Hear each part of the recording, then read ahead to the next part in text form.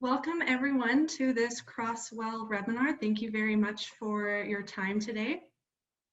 My name is Marisa Crowder. I'm from REL Pacific and I'm joined by my co-presenter Joshua Cox from REL Northeastern Islands. Today we'll be sharing some of our work with you from our respective RELs in this webinar entitled Implementing SEL to Meet Local Needs, Aligning Frameworks and Assessments Across Contexts. Just a couple logistical pieces before we get started. We have planned some time to respond to your questions at the end of the webinar today, but please feel free to share your questions in the chat or any thoughts and ideas that you have as we're presenting. And we'll do our best to answer your questions at the end today. We also kindly ask that you mute your microphones through the course of the webinar. And thank you very much. To get us started, I want to provide a brief overview of what we mean when we say RELS, or Regional Educational Laboratories. There are 10 RELs across the United States that are funded by the Institute for Education Sciences, and RELs are tasked with supporting educators in using research to inform their practices. The objectives for this webinar are to learn about evidence-based strategies for system-wide implementation and assessments of social-emotional learning, or SEL, and to discuss strategies for aligning SEL practices and assessments with student needs. To begin, I'll be providing a brief overview of a definition of social-emotional learning and illustrating how it relates to student outcomes. Then I'll be describing a REL Pacific project that was in collaboration with the Hawaii Department of Education in supporting educators in identifying ways they can align SEL practices to meet student needs. Then I'll turn it over to Josh, who will describe a REL Northeastern Islands project that occurred in collaboration with Champlain Valley School District in identifying assessments of social-emotional competencies that inform SEL practices. All right, so what is social-emotional learning? For the purpose of this webinar, we'll be using CASEL's updated version of social-emotional learning, which is a process through which all young people and adults acquire and apply the knowledge, skills, and attitudes to develop healthy identities, to manage their emotions, to achieve both personal and collective goals, to feel and show empathy for others, to establish and maintain supportive relationships, and to make responsible and caring decisions. Research has shown that when students are exposed to programs and practices designed to promote social-emotional learning, they demonstrate increases in positive outcomes. They have stronger social-emotional competencies. They're more engaged in their learning. They're more likely to attend class and to get higher test scores and GPA. At the same time that we see these increases in positive outcomes, we see reductions in negative outcomes such as conduct problems, emotional distress, and substance abuse. And we want to know that there are many steps to successful social-emotional learning implementation, such as creating and communicating a vision statement, providing professional development support, and supporting adult social-emotional learning. We refer you to CASEL's implementation rubric handout, which we're going to post in the chat for more information on these steps. For the purpose of this webinar, we're focusing on 5 key factors that have been shown to promote students' social-emotional learning, which include explicit instruction, academic integration, school climate, family and community partnerships, and data use. And the work that we'll be describing today is grounded in best practices for social-emotional learning, which focus on identifying a social-emotional learning framework to communicate social-emotional learning efforts, to help guide the development of social-emotional learning goals, development of social-emotional learning practices to achieve those goals, and the identification of a social-emotional learning assessment. And it's important that all of these components speak to one another, because ultimately we want, for example, our assessments to speak to practices so that we can engage in a continuous improvement process of social-emotional learning initiative. And ideally, we want this work to be grounded in an understanding of students' social-emotional needs. So that's a little bit of the framework that we are using in guiding this webinar today. So now I'm going to provide an overview of a REL Pacific project that occurred in collaboration with the Hawaii Department of Education, in which we supported educators in identifying ways they could align SEL practices to meet their students' needs. To give a little bit of a background on this project, the Hawaii Department of Education had requested REL Pacific support in understanding ways that social emotional learning could fit into their multi-tiered systems of support framework and in planning their social emotional learning efforts. Also, Hawaii Department of Education had made the decision to promote the autonomy of schools in complex areas to approach SEL in a manner that meets their students' needs. So the focus of this project was to meet with school teams to help them deepen their understanding of school-wide social emotional learning implementation and to identify ways they could select or adapt social emotional learning practices to meet the needs of their students. To get the conversation started, we asked the school teams the following questions. What social and emotional skills do you want your students to have so that they're ready for college, career, and life in general? And the goal of this question was to get them thinking about what are the social and emotional goals that they have for their students? What do they want them to walk away with as they left their school, for example?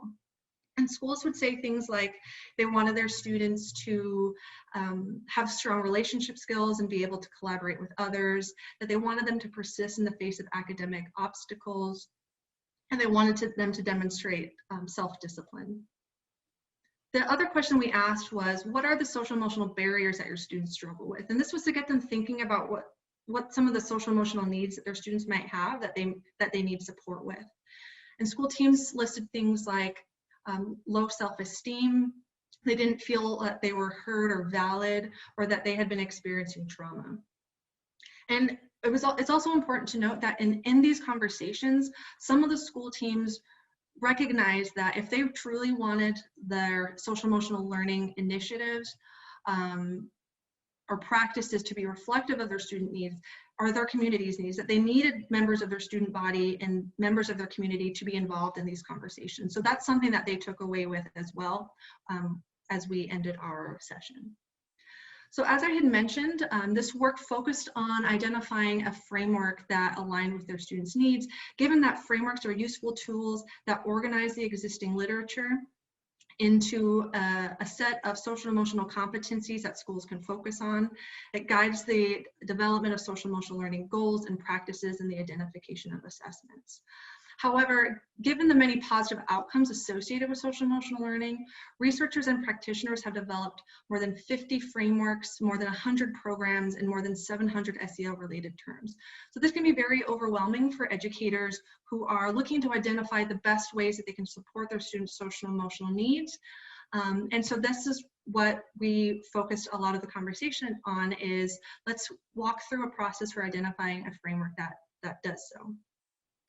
So we first reviewed the 10 criteria for choosing a social emotional learning framework, which we're going to share those 10 criteria with you in the chat.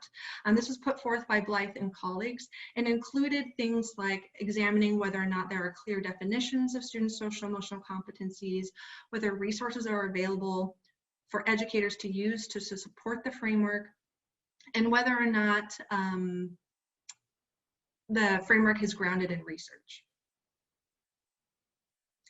After reviewing these criteria, we directed their attention to a useful online interactive tool called Explore SEL, and I invite you to take a look at this tool as well.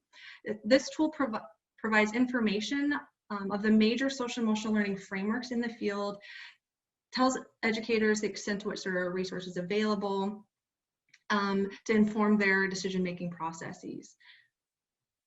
And here I have a screenshot of what Explore SEL, of one component of Explore SEL. As you can see, what Explore SEL has done is it's taken a review of the available social emotional learning frameworks and has categorized the competencies listed within each framework by 6 social emotional learning domains. The cognitive domain includes things like being able to focus, make responsible decisions. The emotional domain includes understanding your emotions and managing your emotions. The social domain includes relationship skills and being able to interact positively with others. The value domain includes things like students' character traits and values. The perspective domain includes how do students view themselves and others. And the identity domain includes how do students view themselves in terms of their strengths and their weaknesses, and in their ability to overcome their obstacles. So as you can see, this is a subset of frameworks here, but it categorizes the domains in terms of the extent to which each framework captures them. And so the school teams use this tool in several different ways. Some just reviewed the frameworks to see if they aligned with their students' needs that they had listed. Others categorized the needs and the competencies that they listed that they wanted to address for their students into the 6 domains and look to see where there was overlap. So for example, if a school said, we're focusing a lot on the emotion domain in terms of what we want for our students, let's look at the frameworks that have a heavier focus on the emotional domain. Some challenges that emerged were that not all frameworks provided support or resources for educators. Few frameworks, if any, met all of the criteria. And another challenge that emerged was that some teams said things like, I don't see my students' culture represented here. So after we walk them through the key considerations for selecting a framework, then the goal was in investigating ways they can align their social emotional learning to the framework, which was grounded in their understanding of their students' social emotional learning needs. So first we focus on explicit instruction, which includes things like evidence-based social emotional learning programs and curricula like Mind Up, Ruler, and Second Step. We noted that practices should be consistent across the school, but we've wanted schools to consider if they had a program in place, to examine the extent to which that program addressed the social emotional competencies in the framework that they have identified, and whether or not it was implemented with fidelity. Then we had them look at the academic integration practices going on within their school. Academic integration promotes both the learning of academic content knowledge and the development of students' social emotional competencies. So for example, if you are a language arts teacher and you want to promote students' social emotional skills like empathy, for example, you can have students write from the perspective of a certain character in a novel, and then that way you have integrated a social emotional learning lesson within an academic one. And so we asked school teams to consider, how many teachers are integrating social emotional learning into their practices, and to think about whether or not those practices align with the social emotional needs of their students, thinking again back to their identified framework to facilitate that alignment across components. And not all school teams had answers in this moment, but to the extent that they could not answer those questions, that was something that they took back with them to investigate to inform their planning. Another thing that we noted was that the program that you select or the explicit instruction strategies that you select may not completely overlap with your framework, but ideally you want something that speaks to the values, the needs, the goals of your school, the considerations for your school, and so some of these things can be supplemented by practices within academic integration. Then we focused on examining school climate, and school climate refers to the cultural norms, goals, values, and practices that help students and adults feel safe, respected, and engaged on campus. It was once thought that a positive school climate was the foundation for implementing social emotional learning, but research suggests that they are actually mutually beneficial. So yes, having a positive school climate helps support social emotional learning, but engaging in social emotional learning also promotes a positive school climate. And so for this section of the work, we asked the school teams to think about, what's going on your campuses? What are the norms, goals, practices, and structures that promote a positive school climate? And to what extent do those things allow students to demonstrate or practice the social emotional competencies that are represented in your framework? And then lastly, we focused on strengthening family and community partnerships. And these are important because they allow for multiple perspectives in identifying the social emotional learning goals and needs for students and in supporting social emotional learning practices that go on within the school. So we asked the school teams to think about what opportunities are available for families and community members to collaborate and provide input on social emotional learning goals and activities, and what ways they could leverage current engagement efforts to promote the social emotional learning needs of their students. And again, this reflects back on the earlier point that a lot of school teams wanted to take what this approach and this process that we walk them through, to take it with them back to their communities and their families and their students to get them engaged in the process from the start. And so I'll leave off here with some additional resources for you to help guide your school-wide social emotional learning implementation. And I will turn it over now to Josh, who will share some of his work with REL Northeast and Islands. Great, thanks, Marissa. And thank you everyone for joining today's webinar. My name is Josh Cox and I lead the Social and Emotional Learning Research Alliance at Regional Educational Laboratory Northeast and Islands. Today I'm going to discuss a review of social and emotional learning instruments that REL published at the end of last year. We conducted this work in partnership with Champlain Valley School District in Vermont after they expressed an interest in measuring SEL skills. My goals for today's presentation are to, one, give you a little bit more on the background on the project, two, to help you understand how we identified the specific instruments in our review, and then identify the instruments that we found. Three, provide you with some information about the reliability and validity of those instruments. And four, to give you some things to consider if and when you or a team at your school or district chooses to seek out instruments to measure SEL skills. The review comes out of REL Northeast and Islands Social and Emotional Learning Research Alliance. That alliance is comprised of practitioners at the school, district, and state levels that are focused on supporting students' social and emotional learning. At the beginning of the REL contract, those alliance members helped us to create a research agenda that we hope will help address some of those members' needs and perhaps have implications more broadly. And so we're focused on topics that I'm sure that many of you are also thinking about when trying to develop your students' social and emotional learning skills. And those topics include measurement, supports for SEL in and out of school, instructional strategies, and professional learning for teachers and other staff. Since we're talking about instruments that measure SEL skills, I do want to highlight CASEL's 7 steps for SEL assessment and put our report in the context of those steps. Now, for the sake of time, I won't go into too much detail on each of these steps, but I will just quickly highlight them. So the steps are step 1, framing the overall SEL effort, and that includes taking a system-wide approach that implements SEL school-wide or district-wide, and also includes adopting an SEL framework. Step 2, planning the role of assessment, and that includes deciding whether you'll use the assessment for formative or summative purposes. Step 3, choosing the SEL competencies to address, and that includes selecting SEL competencies that are meaningful, measurable, and malleable.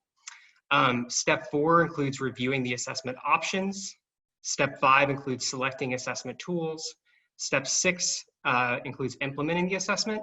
And step 7 includes using the data, whether that be for formative or summative purposes. And so as we transition to the REL report, I want to call out that the goal of our report is really to help schools and districts with steps 4 and 5, which include reviewing assessment options and selecting assessment tools. All right, so next we're going to move on to our report, but I do just want to get a pulse on where our audience members are at in terms of measuring SEL skills. And so I'm going to open up a poll. Give me just 1 second.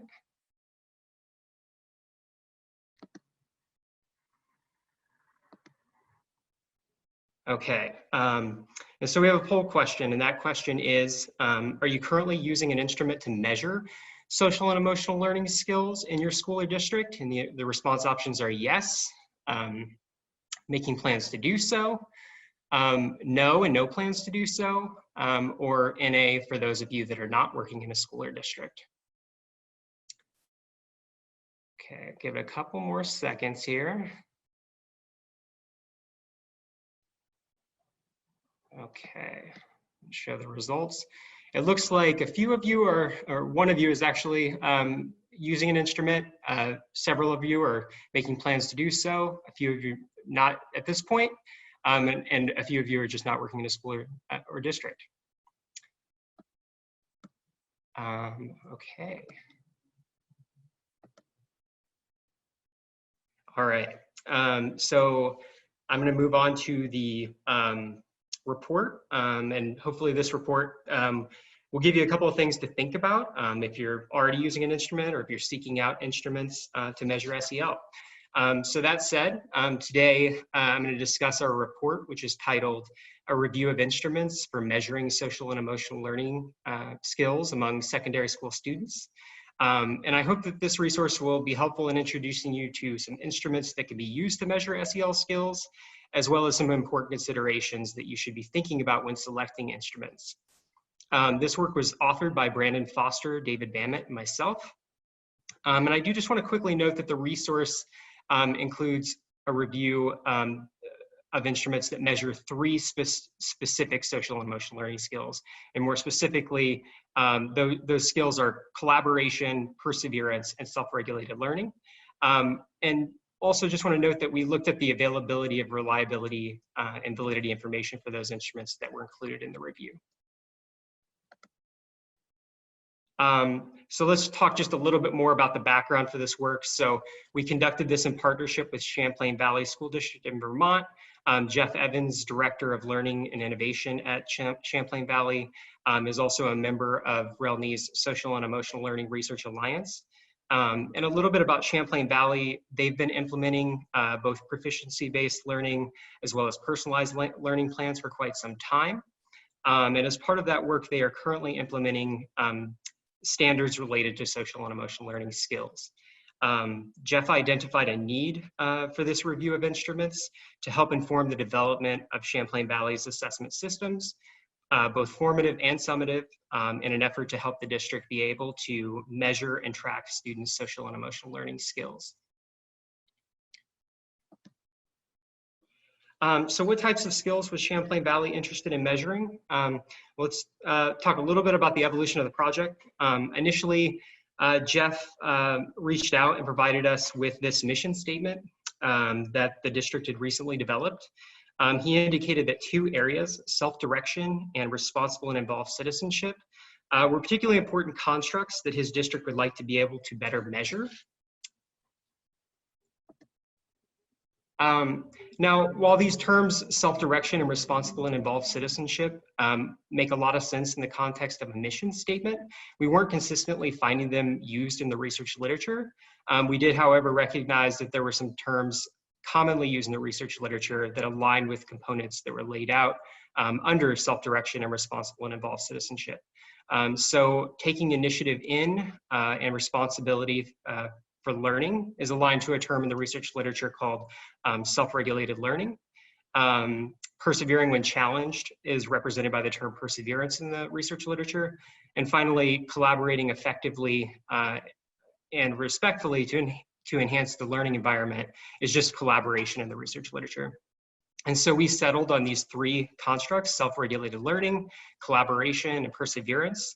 And we felt that these really mapped nicely from the components covered under self-direction and responsible and involved citizenship to terms that are more commonly used in the research literature. And I suspect that some of your schools and districts might also be interested in some of these social emotional learning skills like self-regulated learning, perseverance, and collaboration.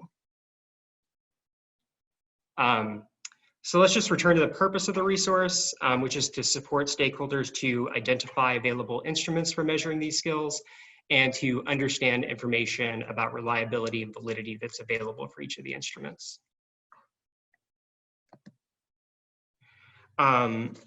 I don't want to get too in the weeds here, but I do just want to call out that for each instrument reviewed, the report identifies whether information was available for reliability and 7 components of validity. You can see those 7 components of validity listed here, and I'll let you take a look at the report if you're interested in the definitions for each of these components of validity. I will just quickly define reliability and validity here, though. So reliability refers to whether the instrument consistently measures the skills across respondents' time or raters. And to be clear, respondents are those students that are completing the assessment, and raters are those that are scoring it. And finally, validity refers to whether an instrument measures what it intends to measure and whether the inferences made from the instrument are appropriate. So how did we identify instruments? The first bullet I've already talked pretty extensively about why we looked for instruments that measure these 3 specific skills, but I'll just say again that we were looking for instruments that measured one of the 3 targeted social emotional learning skills, and those are collaboration, perseverance, and self-regulated learning. The second bullet, Champlain Valley was also specifically interested in identifying measures for secondary school students, and that's another requirement for this resource. The instrument needed to be used with a population of secondary school students in the United States. And because we want to make sure that the resources are accessible to practitioners, they had to also be publicly available at online at no or low cost. And by low cost, we meant that the assessment could not cost more than $50. We also needed to introduce some parameters around the time frame for when the instrument was developed. And so the time frame that we used was from 1994 to 2017. And 2017 was the year that the term social and emotional learning was coined by a group of researchers, practitioners, and policymakers. Finally, we also just decided to not include instruments that were published as part of a doctoral dissertation because those instruments often don't see the level of scrutiny as other instruments typically published in peer-reviewed journals. Now let's talk about the instruments that we found. In total, we identified 16 instruments measuring at least one of our targeted skills. For collaboration, we found 5 instruments. 3 of those were student self-report surveys, 1 was a performance-based assessment, and 1 was a teacher report survey. For perseverance, we found 4 student self-report surveys.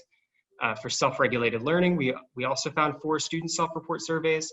And finally, we found 3 student self-report surveys that measured both perseverance and self-regulated learning. I'll show a slide later that will identify the names of each of these instruments. You can also take a look at the report if you're interested in exploring each of the instruments in more detail.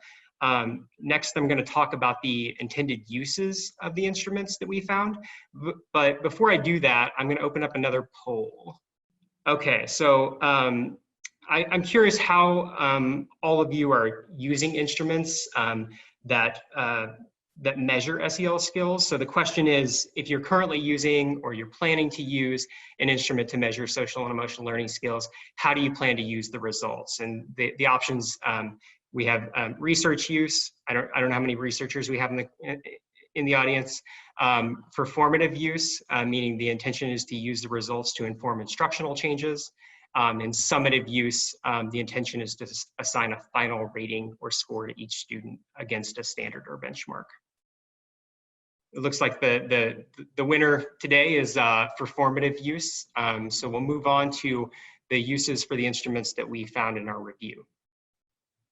So let's just talk about the intended uses of the instruments that we found. Among the instruments that we identified, 11 were developed for use in research, 5 were developed for formative instruction, and finally, none of the information collected suggested that any of the instruments should be used for summative purposes. And with summative use, as I mentioned earlier, the intention is to assign a final rating or a score to each student by comparing each student against a standard or benchmark. That last bullet is really important, and I think it's probably expected for 2 reasons. So first, instruments used for summative purposes really require more stringent reliability and validity evidence. And second, many instruments measuring social and emotional learning skills are fairly new, and instrument developers and researchers are still collecting evidence on their reliability and validity. So on the topic of reliability and validity, so for each of the instruments that we identified, we also indicated whether reliability and validity information was available for the instrument. And so what you're seeing in this table, along the left side, you'll see each of the 16 instruments that we identified. And to the right of the instrument name, you'll see columns indicating the availability of information for reliability and the 7 components of validity that I mentioned earlier. And so for each of these instruments, we used a filled in dot to indicate that the information was available and an open dot to indicate that the information was not available for each component. Now, I just want to note that the availability of information does not necessarily mean that the instrument's reliable and or valid. It just means that we have information to help inform us about reliability or a specific component of validity. So let's just talk about some trends here. So I've highlighted some columns here. It's noteworthy that all of the instruments had information on reliability. All instruments also had information on content validity, and many had information on structural and external validity. It's important to note, however, that no instruments had information on substantive validity. And this is really important since substantive validity is necessary to understand whether students process instruments' questions or tasks as the developers intended. And so if the students aren't understanding the content of the questions, I think you'll agree that that's problematic. So we would have liked to see these instruments offer some evidence of substantive validity. It's also important to note that only 3 of the 16 instruments had information on fairness. And that's important since fairness helps us to understand whether a measure is valid for comparing scores between different subgroups of students.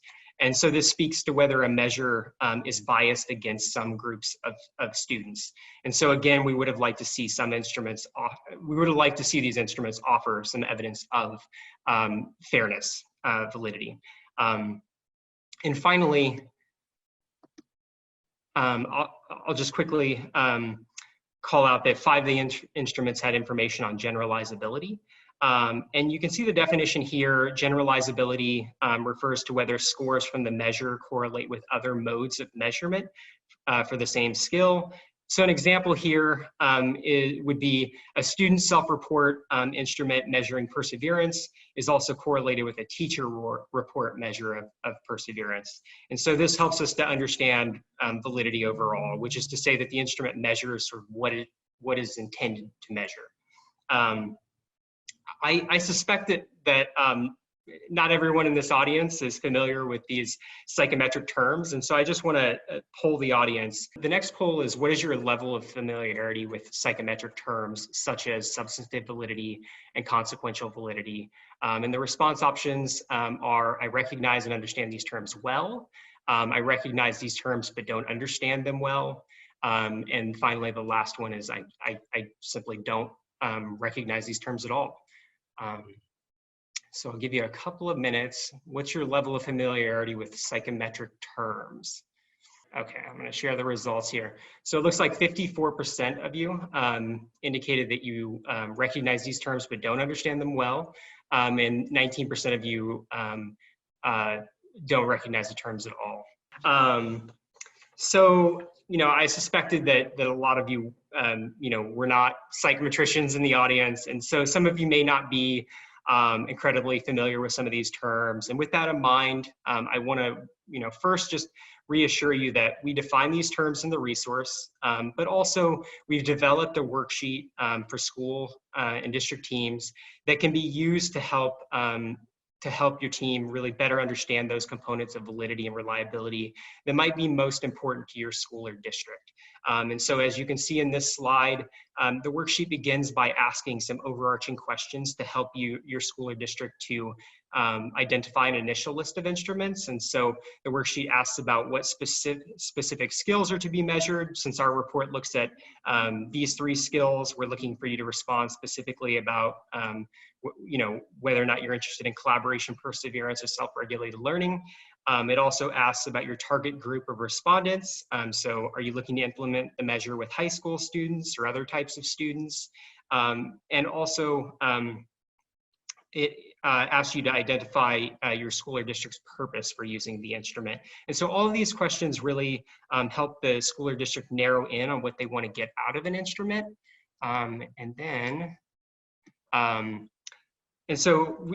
Ultimately, then we move on to questions that help schools or districts to prioritize reliability and validity information. And so using the highlighted cell here as an example, I can, okay. You'll see that the first column, we begin by asking the question, are you interested in connecting your students' social and emotional learning skills scores to other consequential outcomes such as achievement scores, graduation rates, and attendance? Now, if a school indicates that yes, they're interested in connecting the SEL scores with consequential outcomes, then in the right column, we inform the school or district that they should consider information presented in Appendix B for consequential validity. We also direct them to relevant tables within the body of the report. And the goal here is really to just clue the reader in to those specific components of reliability and validity that are most important to them. And also direct the school or district to the sections of the report that provide information about those components. And so, you know, this worksheet, we're really just hoping we can help our readers to make use of our review. And so that ultimately brings me to the end of my presentation. And so I'd like to thank you all for listening. And with that, I'm going to turn it back over to, I think, Marissa. Thank you so much, Josh, for sharing that really interesting work. Before we answer questions, we're going to post our feedback survey to this webinar in the chat, and we kindly ask that you take a couple minutes to complete that. Let us know how we can improve, and I want to thank you very much for your time in doing so. But please feel free to pose your questions in the chat, and Josh and I will respond to them. While we're waiting, Josh, I was wondering if you wouldn't mind if I asked you a couple questions. Sure. Great, thank you. I really like the framework that you used in showing what the available information is.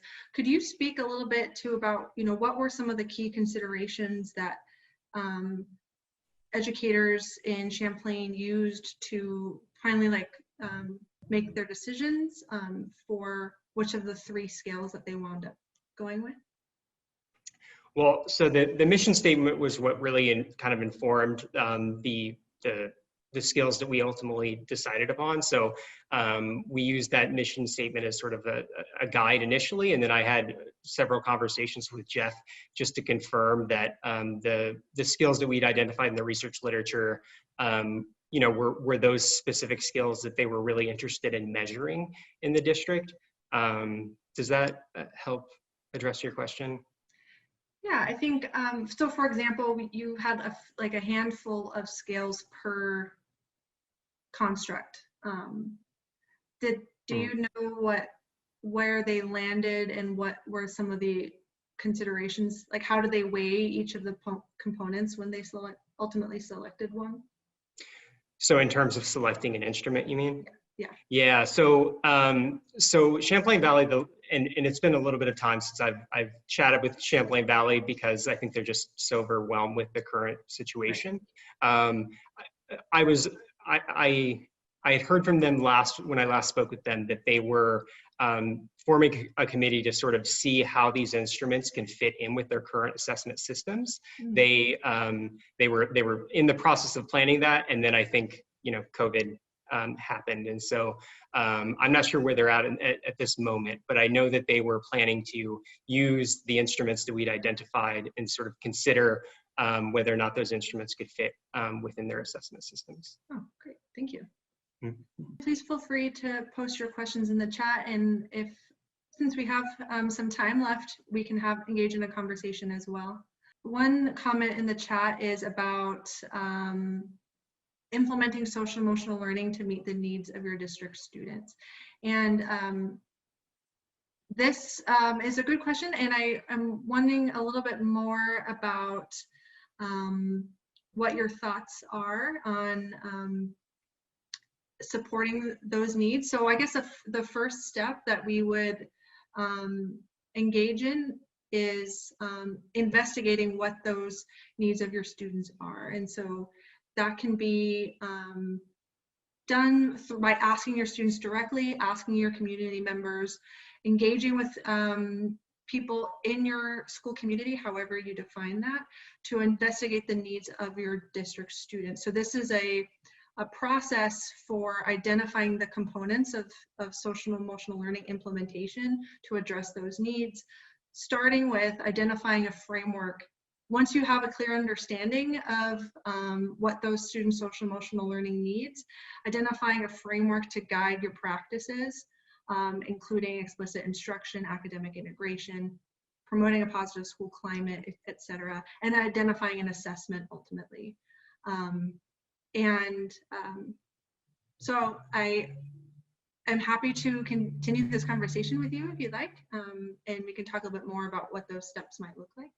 Marissa, are there any specific SEL frameworks that you feel like that are doing a particularly good job at thinking about sort of local context? Yes, actually. So the CASEL framework, I think, is the one that has the most research resources to support educators. And recently they've come out with a redefining some of the competencies to be equitable. Another framework that we've come across is from the Center, I'll type it into the chat because it's long. Center for Reaching and Teaching the Whole Child, I believe. Their framework is constructed in a way that has you consider the historical background of a student's social identity, you know, where current situations are at, getting educators to focus on some of the cultural pieces of each of the students. So those have been the two that I've seen so far that I think can guide educators in this work. Yeah, thanks. So another question is, how are adult actions measured in the research to know the extent to which they are meeting the needs of students? So what I've seen so far is a lot of this work happens when schools engage in needs assessments of their social emotional learning efforts. So it would be looking to see what are the current practices that are going on in your school, how comfortable do teachers feel in implementing social emotional learning, how confident do they feel implementing social emotional learning, asking them, you know, have you engaged in practices that promote the competencies in your framework, and what are those practices, to identify maybe what some of those gaps are, and also getting students' voice in on these the planning. What are students saying that their needs are, and having students talk about their own data and what will best support them as well. This is particularly important because it's a piece where, you know, you can say that you're implementing an SEL intervention, but if it's not actually happening, you can't necessarily expect that you're going to see the SEL skills in those students improve, right? So it's important to keep in mind whether or not, as John mentions, that the adults are taking the actions that are needed to have an impact. Ultimately, I think a thing that comes up time and time again is supporting, you know, the adult social emotional learning as well. This webinar focused on students. I've had another webinar that focused on adult and teacher well-being previously, but that's also an important component to being able to meet the needs of your students, is to support adult social emotional learning as well. I want to thank everyone again for your time and attention today. Here is our email addresses if you would like to contact us to get any additional information. I hope you all have a wonderful day. Josh, would you like to? Thank you, everyone. I really appreciate it.